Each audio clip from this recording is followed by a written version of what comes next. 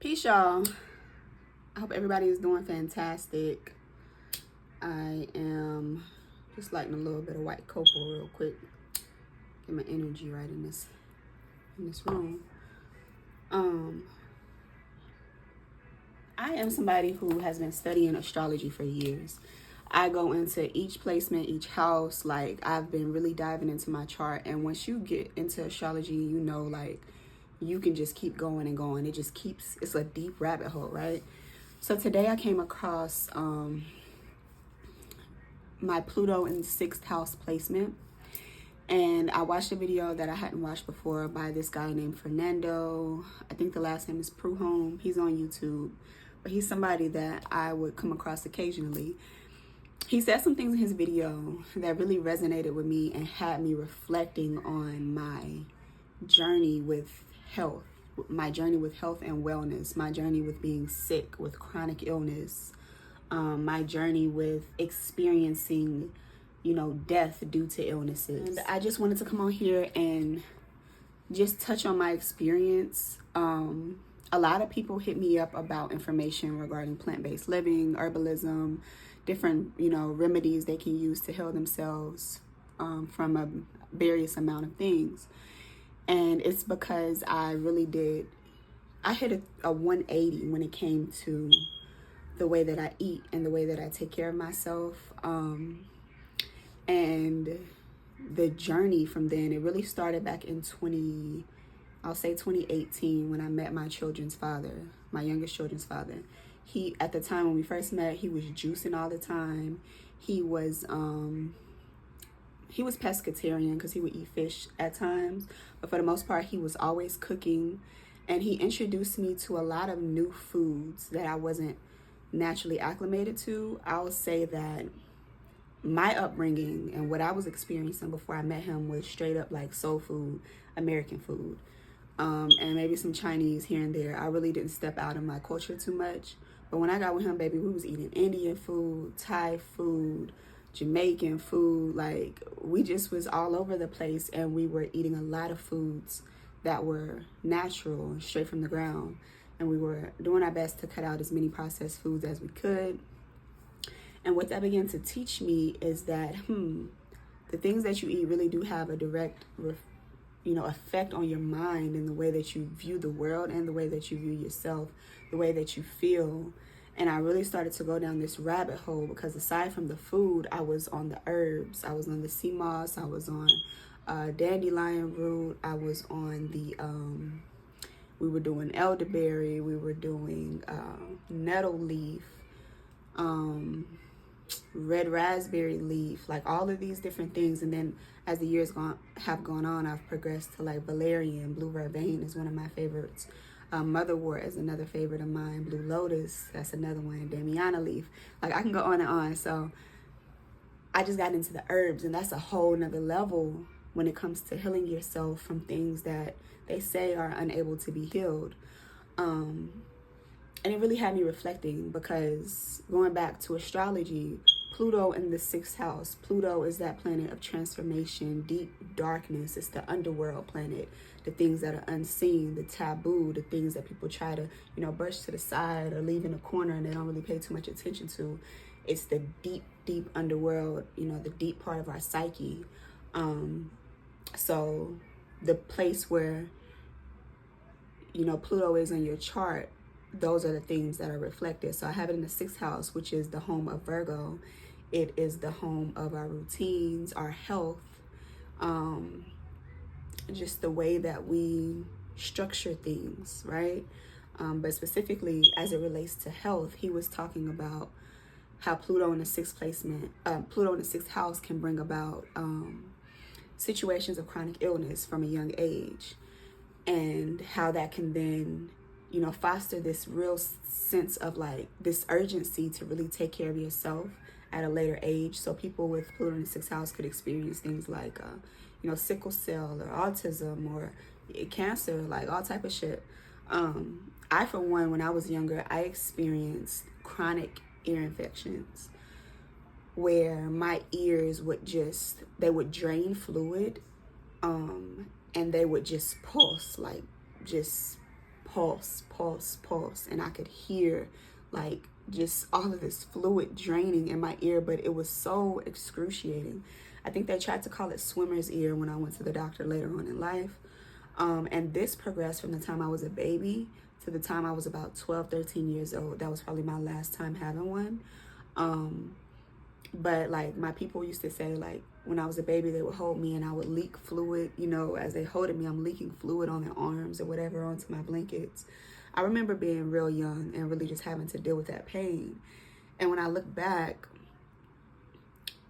it's sad because like that was something I just had to just stuck through it, because unfortunately I was, you know, in a family of people who didn't know what to do with that. They just would take me to the doctor occasionally, and when they did take me to the doctor, I got eardrops, and those things would treat it. I mean, they would you know, help to put a band-aid over it, numb it up for a little bit, but it never cured it. So they would do things that actually made it worse. Like their ideas of things that could make it better actually made it worse. And due to me being a child, I wasn't able to effectively communicate what I was experiencing. So I just had to deal with the fucking pain of it. And, you know, that and other situations like it. Like, for instance, they would try to like blow smoke in my ear. Smoke is terrible. It's fucking terrible for that.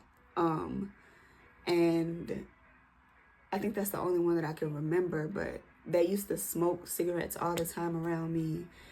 We didn't eat well. We ate a lot of processed foods, a lot of meats. We had meats for every meal, a lot of dairy, like just the worst, the worst. So as I got older and I, you know, came across this information of how we could eat certain things, and I started to feel my body change, like things that I was just dealing with throughout life I thought was normal, specifically like my periods or like having ingrown hair bumps or different, you know, different vaginal things that I would deal with. I thought that shit was normal because everybody made it seem like it was normal. But when I changed my diet and I realized that, wow, my vagina has no smell, like never. It just has no smell unless I'm sweating and I'm eating crazy. Then it might have like a little must. I'm gonna be real truthful with y'all because this is my channel. I'm gonna do what I want to do in my corner. I had like a little must, like if I'm sweating, but as far as like an odor, you know, like that's not a normal thing. And I didn't realize that until I switched my diet and started to care for my insides a little bit more. I was somebody who didn't care for vegetables. I didn't like water. I was drinking a lot of cold drinks, and I didn't like onions and stuff.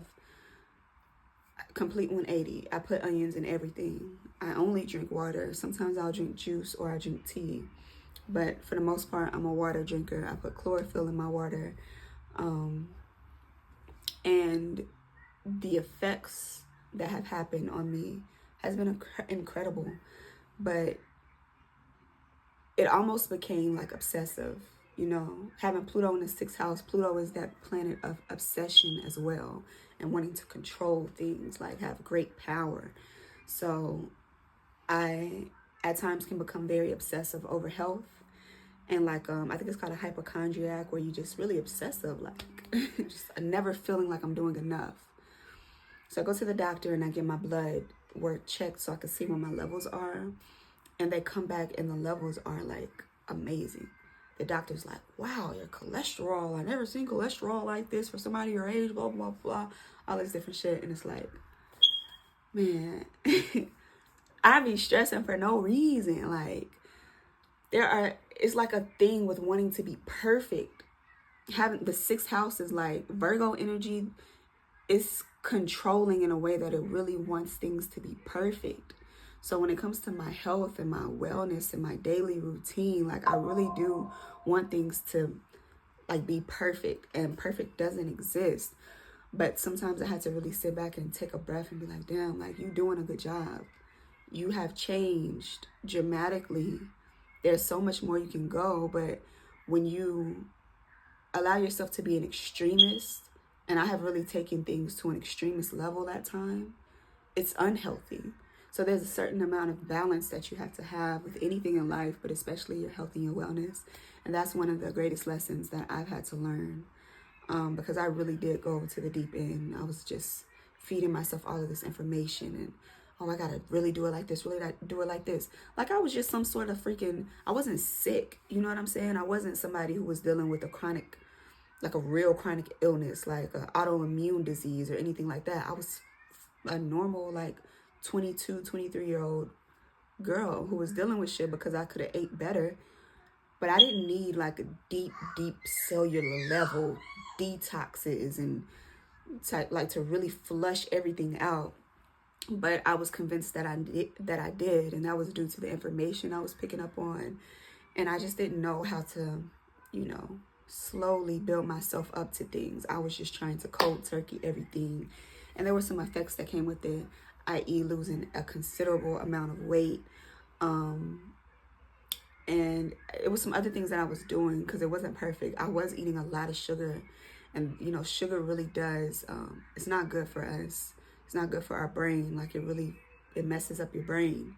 So I was like foggy a lot. I would forget things. I was just really airy. I wasn't really as grounded into the earth as I should have been and into my body as I should have been.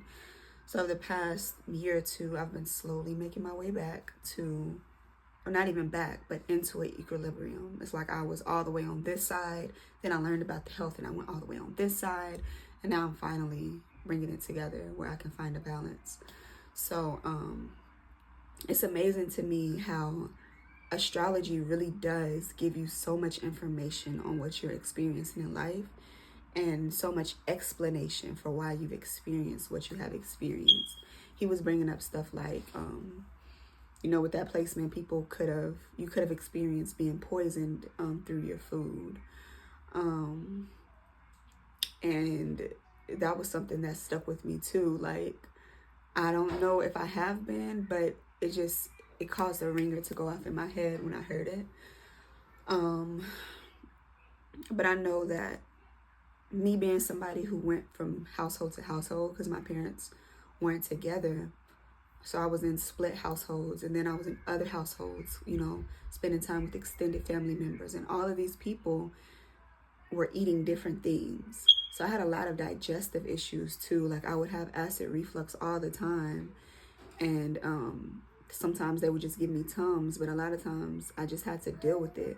And I developed this idea of life about how, like, when I'm going through something, I'm going through pain. I hear my baby just she's doing her. But yeah, like when I'm going through pain or difficult things, to just keep it to myself, because I guess I developed this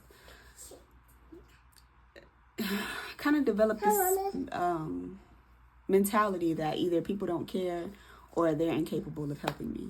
So I have this real thing about myself where when I'm going through stuff, I just figure it out myself. And if I can't figure it out, then I struggle until answers come. That's a lesson that I am learning.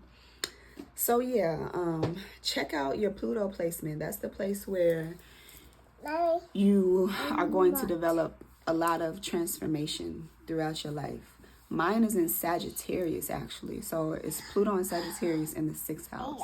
So those two positions, the planet and the house, those are good places to study to tell you where you're going to transform in your life. The type of things that make you transform. When you find yourself like maybe stuck in life and you want to do something to like just become something else, look to that place in your chart to get some answers.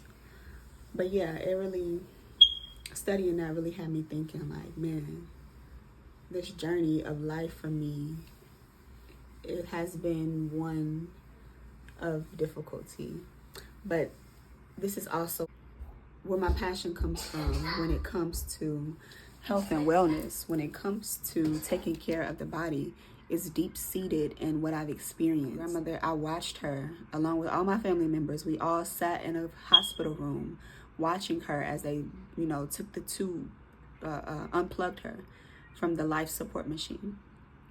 So we watched her take her last breaths. And I remember the last few years of her life, anytime I would come and visit her, her mind was slowly, like, she was forgetting so much. She didn't even remember who I was. She had to ask me, what's your name again? And like, this is a woman who I spent so much time with. Like, she damn near, I would consider her one of the people who raised me in my life. Like weekend after weekend, I was at this woman's house. She did so much for me, y'all. And by the end of her life, she couldn't even remember my damn name. The knowledge that I have now is frustrating because it's like, that didn't have to happen. She could still be here. She could still be here if, if she had the knowledge that I have, or if she had somebody around her who could give her the knowledge. But it was more than that, because I learned through this process that a lot of times, people don't really want help. And I'm not saying this about my grandmother. I don't know what her mentality would have been, but people really get stuck in their own ways, and they get stuck in their pain. And eating foods is a way that, people soothe themselves from what they are really experiencing internally and externally. So when they have their soul food, or they have their sugars, their, something sweet, or whatever the case, their drinks, their alcohol, the things they smoke, the other things that they may do, that is something that they use to soothe things that they don't want to really get rid of, I feel like I was telling my son this today. So my son had took his seatbelt off while I was driving to get his shoe, and I had to brake, and he ended up hitting his head on the back of my seat. And he's like yelling, "Oh, my eye, my eye." And I'm like, talking to him through the process, but I'm like, it's trying to leave, but you're holding it. You won't let the pain go. So I told him, okay, you got to stop screaming. You got to calm down. Calm down. So then he stops screaming. He relaxes his face. And I say, you got to breathe. Breathe, and then let the pain go. It's trying to leave you. But if you keep holding on to it because you're afraid to feel it, it's not going to ever go anywhere. So he breathed, and slowly but surely, the pain began to relieve itself. That's what pain and trauma, like, that's a way to really get it out. That's the way you do it. You breathe through it. Even when it comes to, like, we store traumatic experiences in our body. Our hips hold a lot of our trauma. So when you're doing yoga and you're in a specific stretch, when you deepen into that stretch and you breathe into it and you release, you begin to release the traumatic experiences associated, which is why a lot of times people have like these emotional releases where they are crying in the middle of yoga. I've experienced it a few times. When I get into that cow facing pose where them legs cross over like that and you go forward, baby, the tears is coming, okay? It's the same like that with life. People don't want to feel the things that they are burying, so they want to keep covering it up with drug usage, with the foods that they eat and all of this other stuff. And, you can't save everybody, but this is a true passion of mine because I know there are a lot of people who are dealing with chronic illnesses that don't want to live like that. They don't want to have diabetes. They don't want to have high blood pressure. They don't want to deal with HIV, herpes, AIDS, all of these different sexual things that they tell us aren't curable. They don't want to deal with cancer. The mental illnesses too. Bipolar disorder, anxiety, depression, schizophrenia, PTSD, like all of these different things. People are living with them, and a lot of times they don't want to, but their only option is to go to the doctor, who's going to give them something that's going to make them develop another disorder. It's going to block this off, block the feeling off, numb it up, and give them some other shit. Versus going to nature, going to the earth, who will provide you with something that will heal you. So once I discovered that information, baby, it was like, oh, I'm eating this up. I also watched my my auntie, which is my grandmother's daughter. So this is my great grandmother I'm speaking about, and her daughter. I watched her health just, corrode. Like, I watched her health corrode.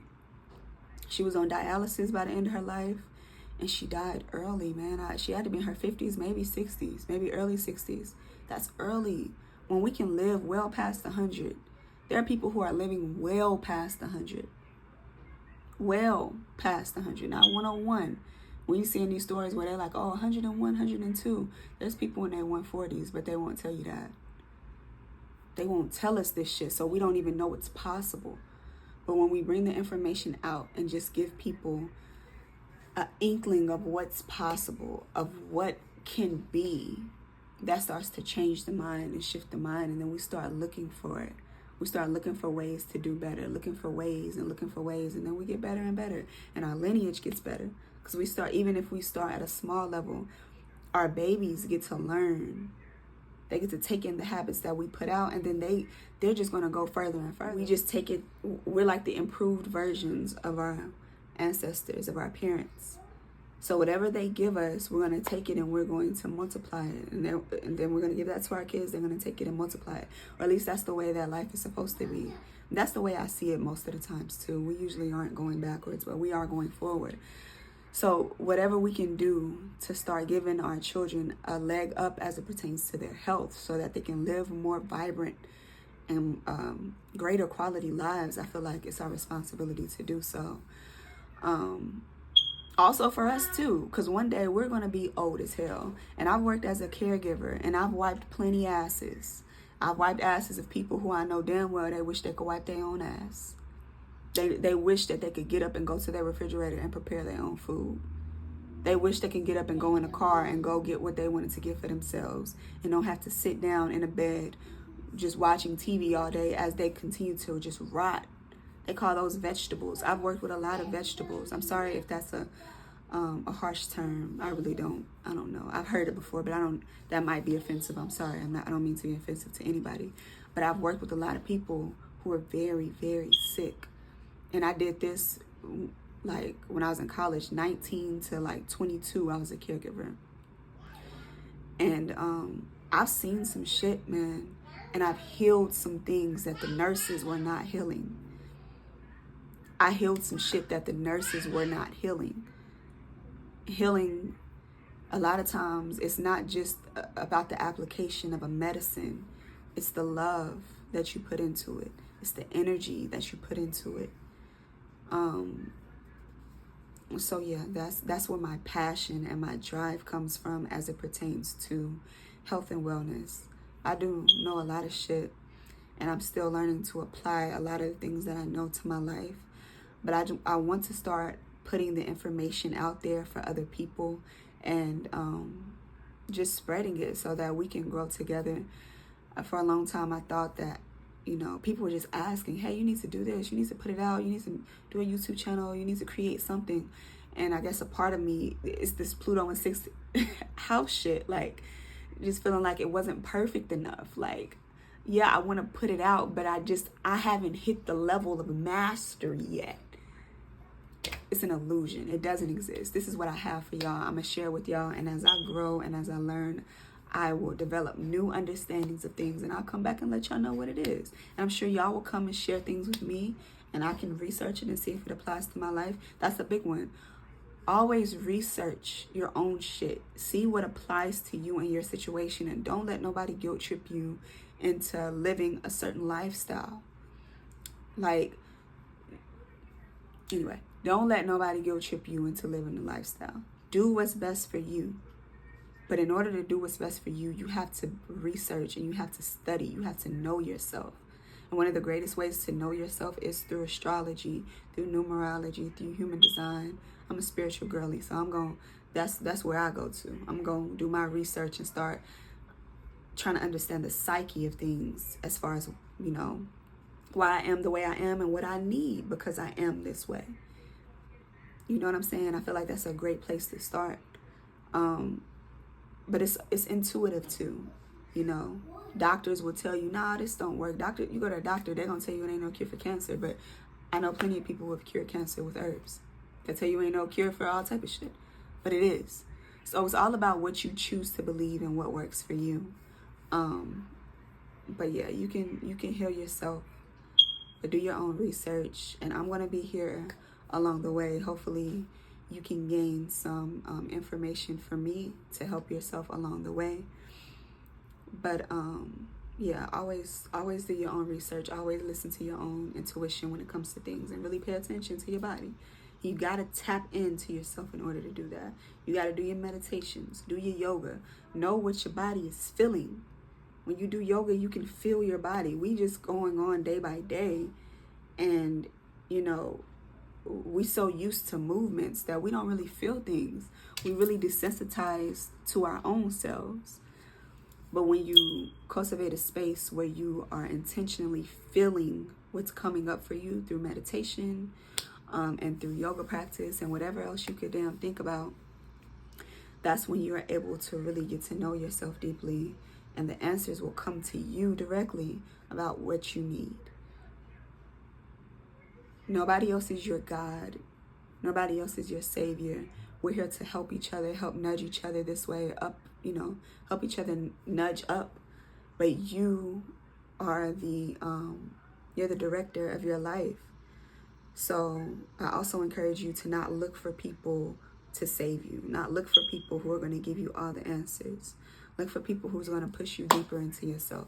I can give you some tips, some tricks, some tips and practical tips, some tips and practical tricks to get deeper into yourself. And that's what anybody should be doing. They shouldn't be telling you, like, people be putting they putting a lot of shit on it, man. Don't let nobody guilt trip you. I feel like a lot of that stuff is rooted in religion. You remember, you used to go to church and you can't do this, you go to hell. It's all fear-based. Here, I'm not doing any fear-based anything. Do what you do, but know you can always do better. Because when you know better, do better. And with that, I'm going to let y'all go. Peace.